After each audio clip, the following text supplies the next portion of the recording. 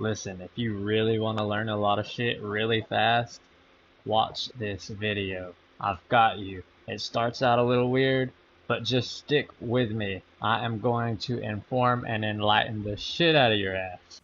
There's a lot of information expressed in the following video, so I'm gonna speed it up a little.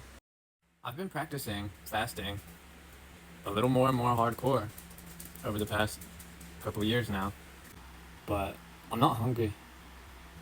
It's almost like I'm breaking up with food and just kind of having one last fling, you know? For real.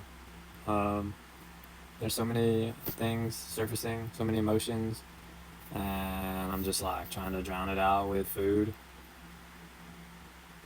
I'm like, yeah, I could deal with this. I could deal with the way I'm feeling. I could face all these things. I could face all these messages that I've gotten about breatharianism and who I am and why I'm here. Or I could eat some sunflower butter. It's like peanut butter but with sunflower seeds, no sugar. And some of these fasts have been, extreme for me and for other people around me. There are people out there who do way more extreme fasts. But as far as from the lifestyle that I live and come from, they're pretty extreme. I was born here in South Alabama and raised to eat 3 meals a day and to use that energy from the food that we eat and from the coffee or whatever else to be able to slave all day at a job. That's what my grandparents did, and that's what my parents did. That's what they taught me to do. And at the age of 29, emotionally, I was tore the fuck up from the floor the fuck up. I went through trauma that was just fucking wild. And my family can be in denial about it all they want. But my brain remembered, even though I seemed to physically forget because I just ignored it for so many years. That trauma was all still there. It happened to me from when I was an infant until I was out of the house, which was around 14 or 15 or something like that. And then my trauma continued, but a lot of it was self-imposed for several years. And that's because I thought that I deserved it. I thought that I was cursed. I thought that I deserved to be treated the way I was treated. I thought that I was nothing, and I was just doing what I learned. They can say, people can say all they want when they're parenting, but I was doing what I learned. I was doing what I saw them do and what they did to me. Luckily, not luckily, by the grace of God, I learned a lot from them and from their parents and from the people that I was in these juvenile detention centers with and stuff. And I learned a lot of ways not to be. Thank God. Here's where things got really trippy. My granddad has some serious stomach issues and has for a long time. Not only that, but he's got neuropathy. So just a lot of unexplainable issues. And he's been going to the doctor, these different doctors and specialists and stuff for years trying to figure out what the hell is going on with his body. But no doctor ever really was able to seem to figure anything out, right? And for years and years and years. And it just got worse and worse and worse. Okay? My dad, say 20 years, a generation, suffering with these anxiety, chronic depression, stomach issues. Seems to be the same stomach issues as my granddad.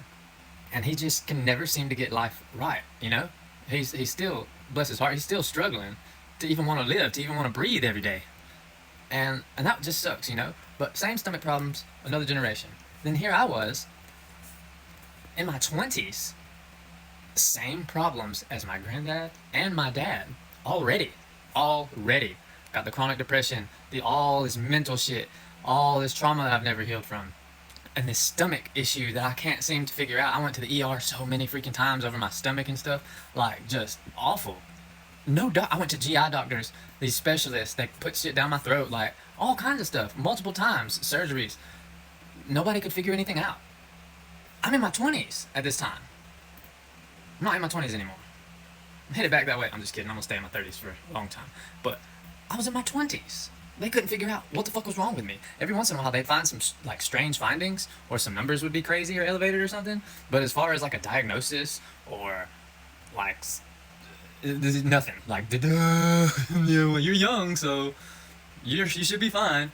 there'd be like redness or inflammation of the esophagus, or like rings of mucosa one time in my throat. I had to have surgery to get my little dangly thing cut off in the back of my throat one time. Back, by the way. Like 20s. Well, through much more trauma, I ended up obviously in a spiritual awakening, discovering that we'd been eating poison for a long time, and there was a lot more poison in everything that they're putting in what we eat. You know, we buy everything from the grocery store and shit. We don't make our own food, so we're just eating what they give us, and that's what is going on in our stomachs and our brains, because our stomach makes the chemicals for our brains, and then we're not healing from the trauma that we experienced early in life. So it's just like a terrible vicious cycle that we're just pushing on and pointing fingers, and that doesn't even scratch the surface. Talking about the parasites that they don't tell us exist and they don't have us clean out in this country every year, including toxoplasmosis, which can get in and affect your brain and affect how you feel and your emotions, and then all the things that they put inside the food just feeds these parasites. And so these parasites are literally making us crave all these things, and these parasites are actually like antennas for the spiritual world, or what some people would call demons. And so then they're pulling our emotional strings, and they're pulling our strings on what we're craving, like foods and drug addictions and drama. Yeah. And then taking pills, which is just another vicious cycle, and we're just like in this washing machine, fucking like pills, alcohol, like that, fucking no, man. Like, I learned and I grew. That's what is happening though, and I still can't really get them to hear it. Like, my dad's so addicted to pain and suffering and depression and sadness that, like, when his wife died, who he depended so much on a few years back, he's just been left a shell of a person almost. And almost, he's been left a shell of a person. My granddad, like, just kind of, he just wants to do the same thing every day, bless his heart. Like, if he would literally change his diet and eat better, damn, like, really eat better and natural. Man, this video was not supposed to be about this, so this was supposed to be about my relationship with food changing, and you got this whole little autobiography thing going on here. At any rate, if he would eat natural, it might be a little uncomfortable for a while, but his body would heal itself. I'm assuming there's probably going to be another part to this diary series, because I got a lot more to say, honestly. If you made it through this video, bless your soul. I love you. This is some real shit I'm laying out right here. This is real life shit. Straight from the diary of Sebastian Green. I love you. Ashe.